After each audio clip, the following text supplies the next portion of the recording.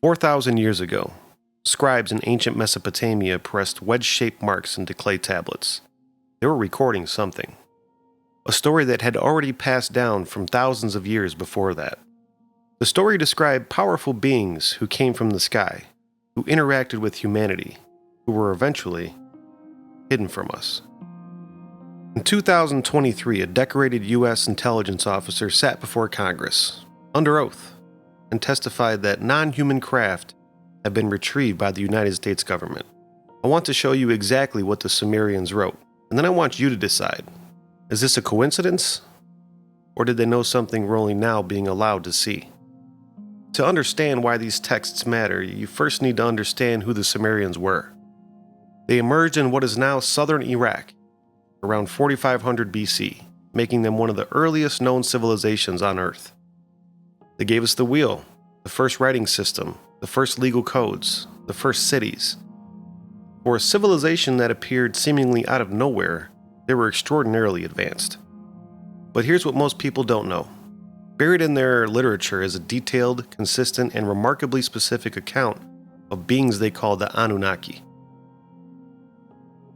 The word Anunnaki is most commonly translated as those who came from the heavens to earth. And across hundreds of tablets discovered at multiple separate sites, written by different scribes over thousands of years, the descriptions of these beings stay remarkably consistent. They came from the sky. They were far more technologically advanced than humans. They interacted with humanity directly.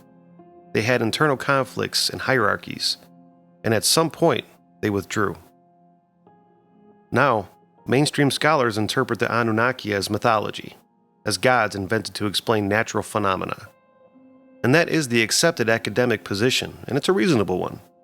But a growing number of researchers, including some with serious credentials, look at the specificity of those accounts and ask a different question entirely. What if the Sumerians weren't inventing these stories? What if they were recording them? Let's go to the texts themselves, because this is where it gets specific. The Sumerian creation epic, known as the Enuma Elish, and the stories of the Anunnaki found in tablets like the Atrahasis and the Epic of Gilgamesh, contain descriptions that are striking in their detail.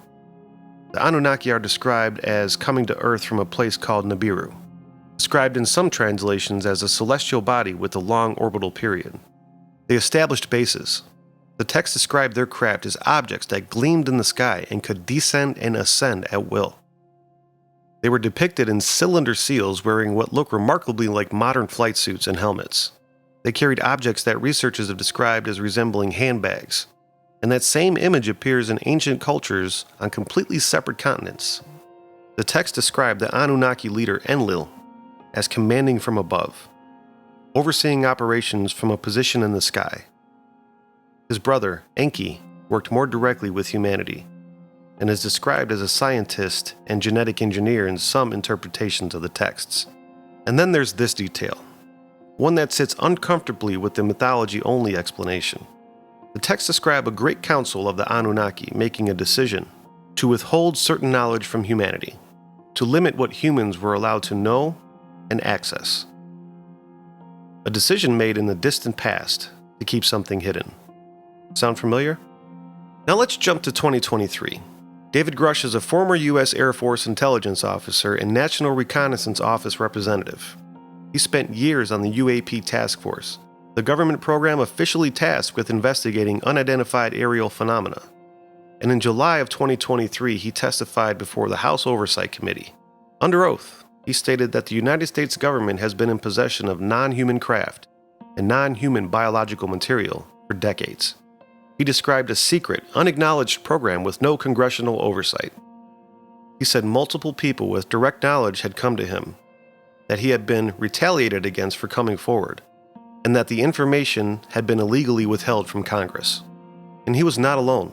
Multiple other witnesses with security clearance corroborated elements of his testimony. Now, none of this has been officially confirmed. The Pentagon has denied specific claims, and healthy skepticism is warranted. Testimony is not proof. But here's what is undeniable. For the first time in modern history, credentialed government insiders are saying publicly, on the record, under oath, that something has been hiding from the public, that there are craft of unknown origin, and that a small group of people made a decision for decades to keep it concealed. A decision to withhold, to limit what humanity is allowed to know. Now, where have we heard that before? Now let's lay the parallels side by side, because this is the part I want you to sit with.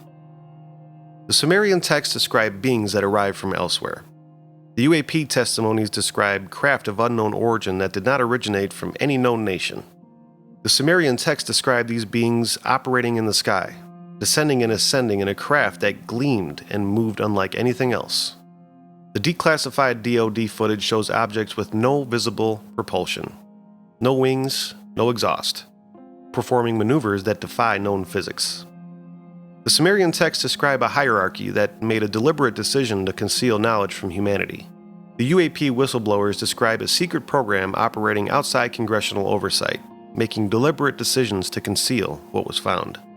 The Sumerian texts describe these beings eventually withdrawing, becoming absent from human affairs but not gone entirely. The modern UAP phenomenon is categorized as objects that appear, are tracked, recorded, occasionally recovered, and then officially denied. I'm not telling you the Anunnaki are real. I'm not telling you that David Grush's testimony is true. What I am telling you is that a 4,000-year-old clay tablet and a 2023 congressional hearing are describing the same basic structure. And that is worth your attention.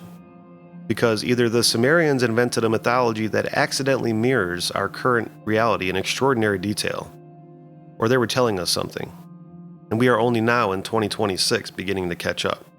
There are now thousands of translated Sumerian tablets. Most of them have never been discussed in mainstream media. Most of them sit in museums studied only by specialists. And yet, if you read them, they read less like mythology and more like a historical record of something we don't yet have a framework to fully accept. The question isn't whether you believe it. The question is whether you're willing to keep asking. If you want to go deeper on Sumerian texts, specifically what they say about the withdrawal and the Anunnaki and how it connects to other ancient cultures, that video is coming next. Make sure you're subscribed so you don't miss it. And let me know below. Do you think the Sumerians were recording history or writing mythology? Dude, there's a fucking drone, bro. There's a whole fleet of them. Look on the ASA. My gosh. They're all going against the wind. The wind's 120 knots from the west. Look at that thing, dude.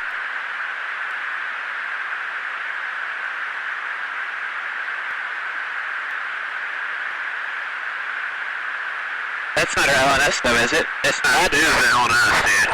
Well, if there's like... Look at that thing! It's rotating.